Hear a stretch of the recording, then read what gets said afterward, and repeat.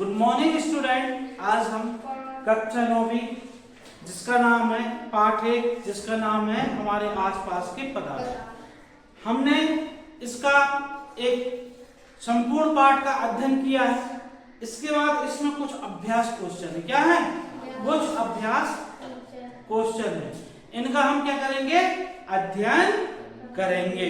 Okay, तो हम एक एक करके देखते हैं अभ्यास क्वेश्चनों को, जिसमें आप देखेंगे नंबर 1 क्वेश्चन आप देखें, यहां पर आपको दिखेगा क्या लिखा है? निम्नलिखित तापमानों को सेल्सियस इकाई में परिवर्तित कीजिए। किसमें कीजिए? सेल्सियस इकाई में। ठीक है, सेल्सियस इकाई में परिवर्तित कीजिए। यह पहला क्वेश्चन है। आपके पास टेम्परेचर क्या दिया गया है? बताइए, टेम्परेचर दिया गया कितना? कितना दिया गया है टेम्परेचर? आपको दिया गया पहला क्वेश्चन ए क्वेश्चन है ना। अब इसमें आप देखेंगे क्या दिया गया है? 300 केल्विन। क्या दिया गया है? क्या करना है? इस 300 केल्विन को हमें सेल्सियस पैमाना, ये पैमाना जानते हो ना, ताप नापने के पैमाने। किसके पैमाने हैं? ताप नापने के पैमाने हैं। अब हमें क्या करना है? हमें क्या करना है? पहला क्वेश्चन हमें हल करना है। चलिए यहां कर लेते हैं हम। दिख रहा है आपको? दिख रहा है ना? तो हमारा क्वेश्चन क्या था बच्चों? हमारा क्वेश्चन था कि हमें किसमें करना है? सेल्सियस। किसमें? सेल्सियस में चेंज करना है। क्वेश्चन ये है कि 300 केल्विन को सेल्सियस में परिवर्तित करना। किसमें करना है? सेल्सियस में। किसमें? सेल्सियस। ये तापमान का मात्रा है। सेल्सियस और सेंटीग्रेड भी कहते हैं इसको। अब इसके लिए सबसे पहले क्या करना पड़ेगा? केल्विन। जितने केल्विन तापमान है इसको क्या करना पड़ेगा? आपको घटाना पड़ेगा। क्या करना पड़ेगा? घटाना पड़ेगा। इसको आप क्या करना पड़ेगा? घटाना पड़ेगा। तो सेल्सियस इक्वल टू जो केल्विन टेम्परेचर आपको दिया गया है, किससे घटा दें आप? 273.15 केल्विन से। ठीक है, ये न्यूनतम संभव ताप होता है। अब आपको निकालना है कितने का? 300 केल्विन का। किसका निकालना है? 300 केल्विन का। तो निकाल लीजिए, यहां लिख दीजिए 300 माइनस क्या है? 273.15। जब आप घटाएंगे जो केल्विन और सेंटीग्रेड आ जाएगा, कितना आ जाएगा? इसको घटाओ, क्या आ जाएगा? बताइए मुझे। 26। कितना आएगा? 0.85। क्या आ जाएगा जी? सेंटीग्रेड में। किसमें आ जाएगा? सेंटीग्रेड। ये किसमें है? Degree centigrade. माने सेल्सियस पैमाने में 300 केल्विन ताप बराबर किसके होगा? 26.85 सेंटीग्रेड के बराबर यह तापमान होगा। ठीक है, दूसरा क्वेश्चन आप इसी का देख सकते हैं। देखिए दूसरा हमने क्या देखे थे क्वेश्चन? ये था 573 केल्विन को किसमें परिवर्तित करना है? सेंटीग्रेड में। किसमें करना है? सेंटीग्रेड में। दिखेगा आपको? ओके, थोड़ा और बड़ा कर लेता हूं। 573 है ना, ध्यान रखना। बी नंबर क्वेश्चन क्या है? बी 573 केल्विन को आपको सेंटीग्रेड में परिवर्तित करना है। फार्मूला क्या होगा? सेंटीग्रेड। ठीक है, केल्विन माइनस क्या करना है 273। आप डायरेक्ट 273 से भी घटा सकते हो, बाकी 0.15 तो ठीक है लगा भी सकते हो।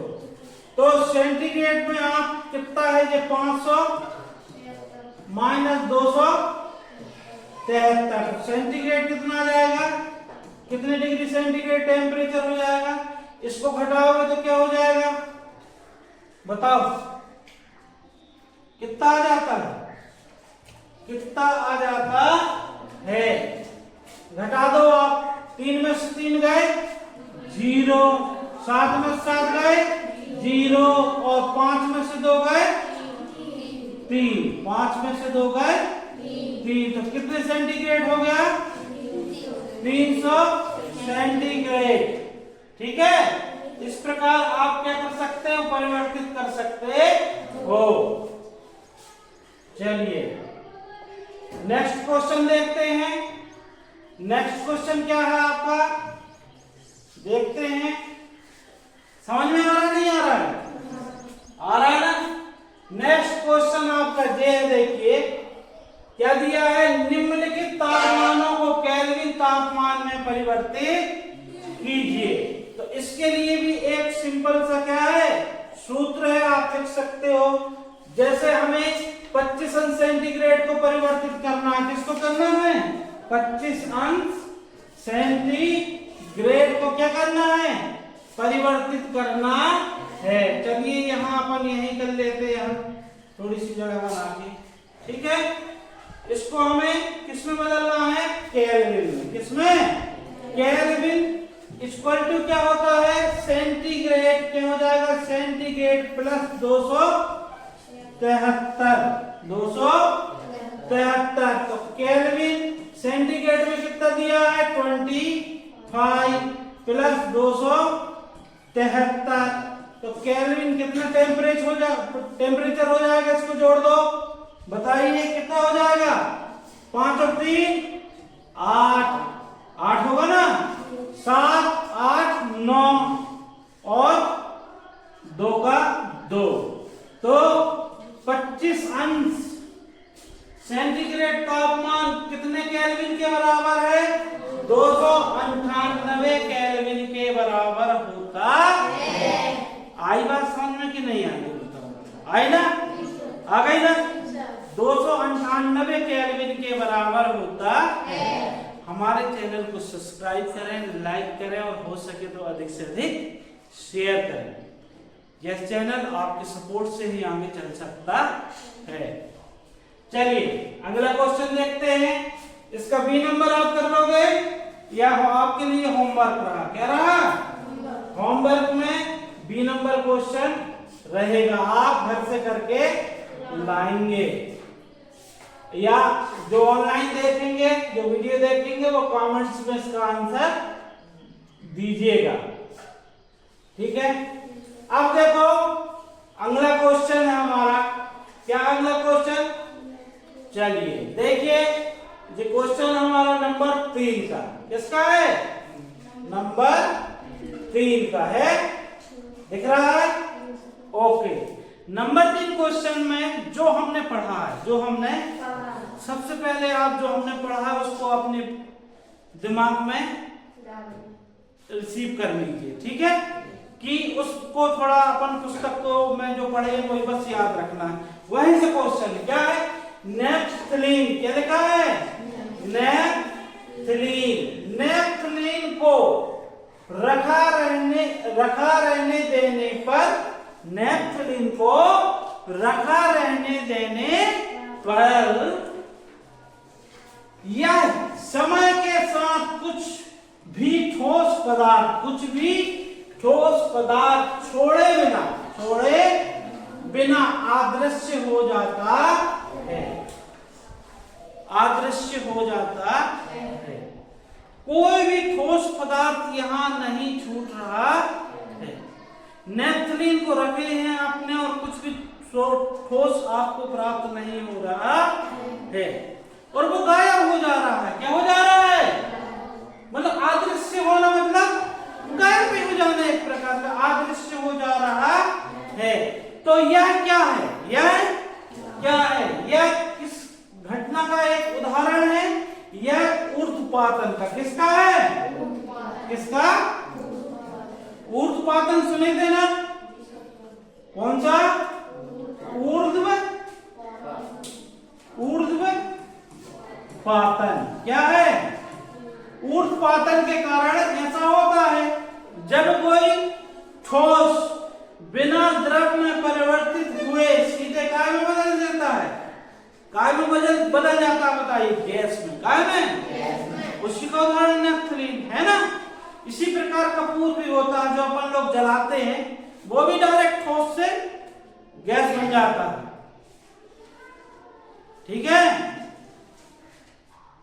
नेफ्थलीन। अगला देखिए, इसी का बी नंबर देखेंगे, बी नंबर देखेंगे।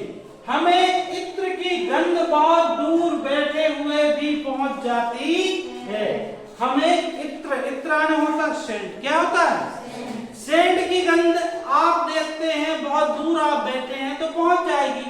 जिस प्रकार हमारे घरों में, जिस प्रकार घरों में एक अगरबत्ती हमारे पूजा वाले कमरे में लगती है जहां पूजा होती है, और उसकी खुशबू धीरे धीरे हमारे संपूर्ण घर में फैल जाती है,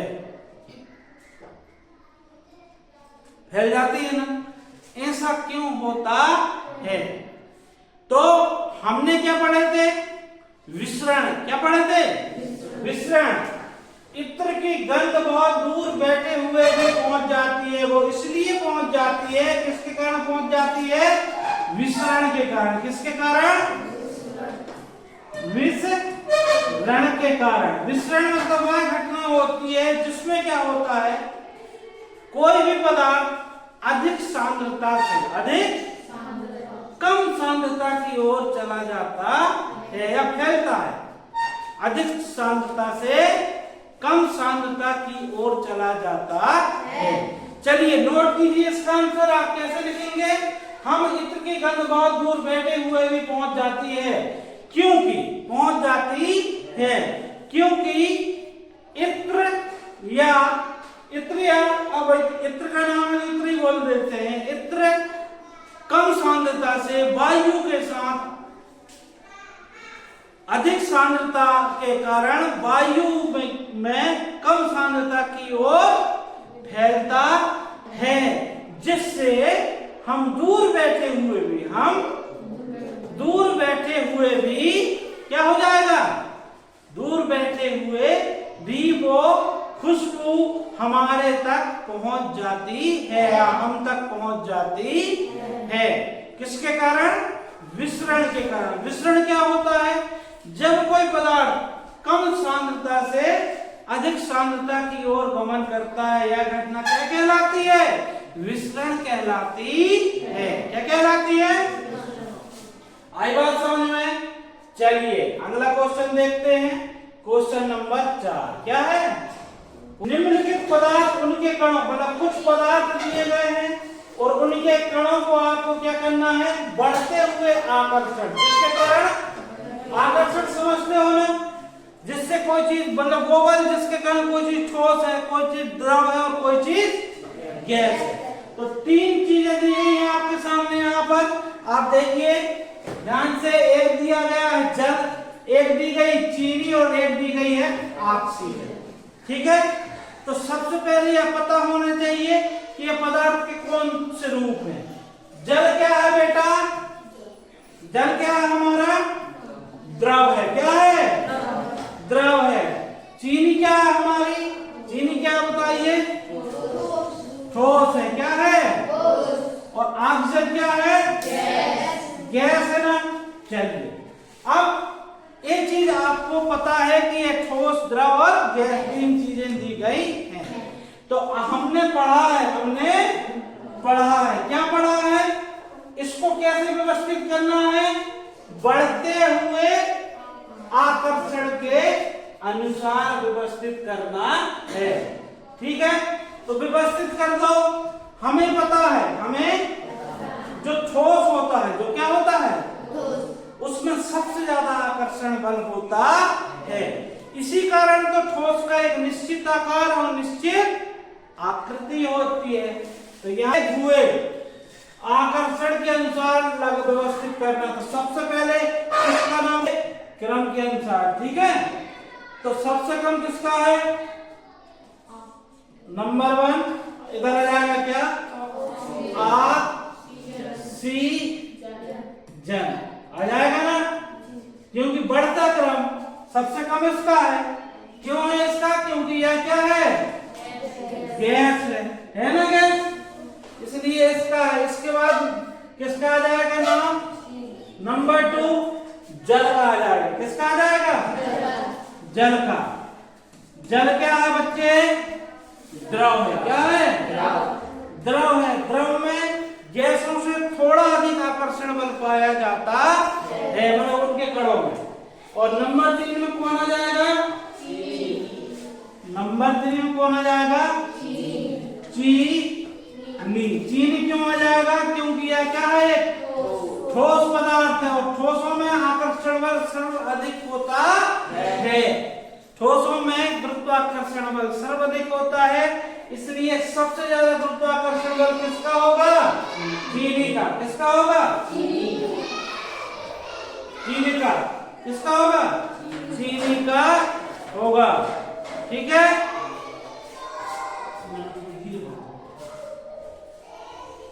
ठीक है, ओके। अब अगला क्वेश्चन देखते हैं। क्या करते हैं? अगला क्वेश्चन देखते हैं। चलिए, क्या है? निम्न तापमानों पर जल की भौतिक अवस्था क्या होती है? आपके पास 3 तापमान दिए गए हैं।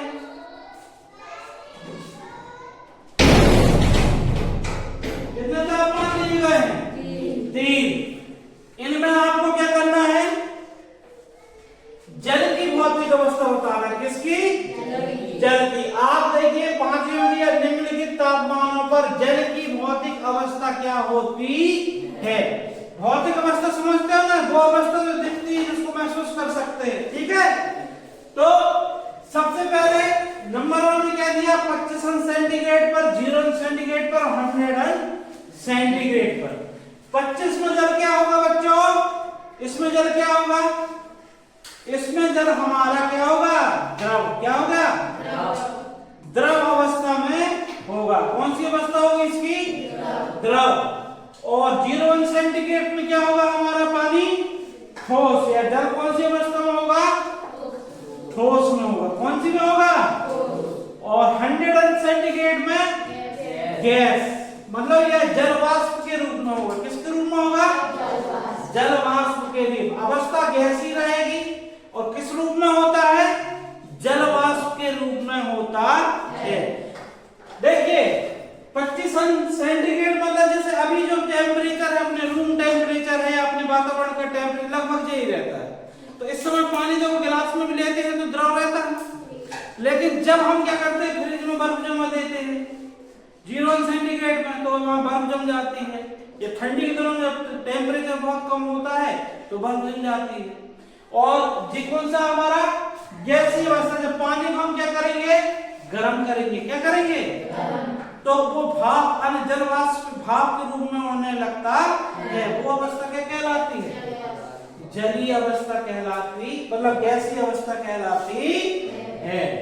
अगला क्वेश्चन आपके सामने है नंबर 6। कौन सा है?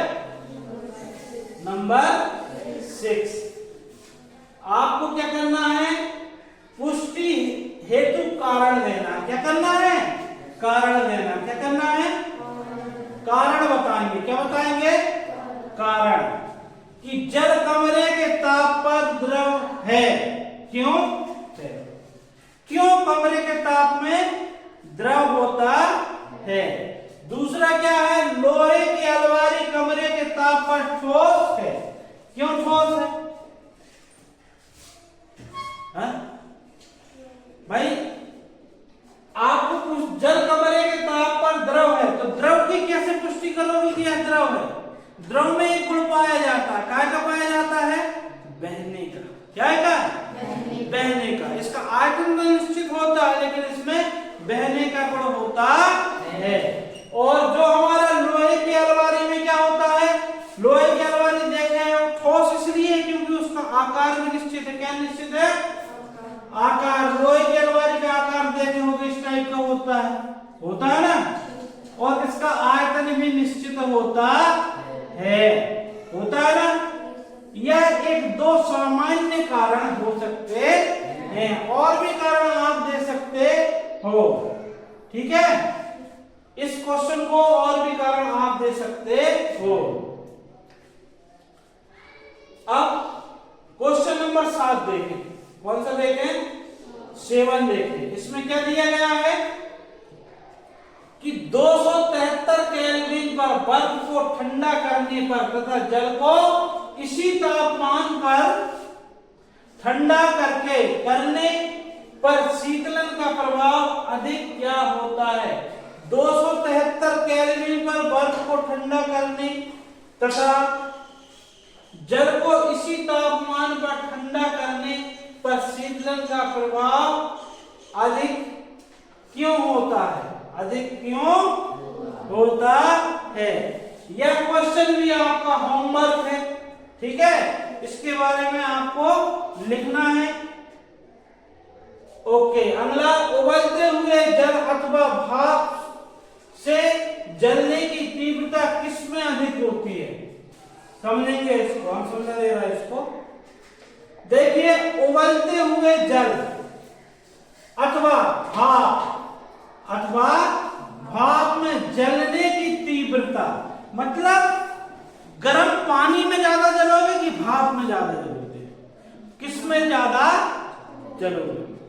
आप सबने कभी न कभी रोटियां बनाई होंगी, या हो सकता है रोटी नहीं भी बनाई होगी। तो आप देखेंगे कई बार हम गर्म रोटी पकड़ लेते हैं फूली वाली, और एकदम से वो गैस निकलती है, उससे भाप निकलती है ना, वो भाप बहुत तीव्र लगती नहीं लगती है? क्यों ऐसा होता है? दूसरा, आपने कभी गर्म पानी से तो नहाए होंगे, गर्म पानी करते हैं, तो ले जाते समय धोखे से उस पानी में अपनी उंगली डूब जाए तो देखना आपको गर्म लगेगा, लेकिन इतना भी गर्म नहीं लगेगा। लेकिन मान लो उसके ढक्कन के किनारे से जो गैस निकल रही है, भाप निकल रही है, उससे बहुत अधिक मात्रा में क्या होगा? हमें जलन महसूस होती है ना। ठीक है, होती है जलन महसूस, होती है ना। ऐसा क्यों होता? क्योंकि जो भाप में होती है, अवस्था परिवर्तन के लिए ज्यादा ऊष्मा की आवश्यकता होती है, उसे गुप्त ऊष्मा कहते हैं। इसलिए भाप में अवस्था परिवर्तन, मतलब द्रव से गैस बनने के लिए जो अवस्था अधिक ऊष्मा प्राप्त करने के बाद ही वो गैस बनती है, भाप बनती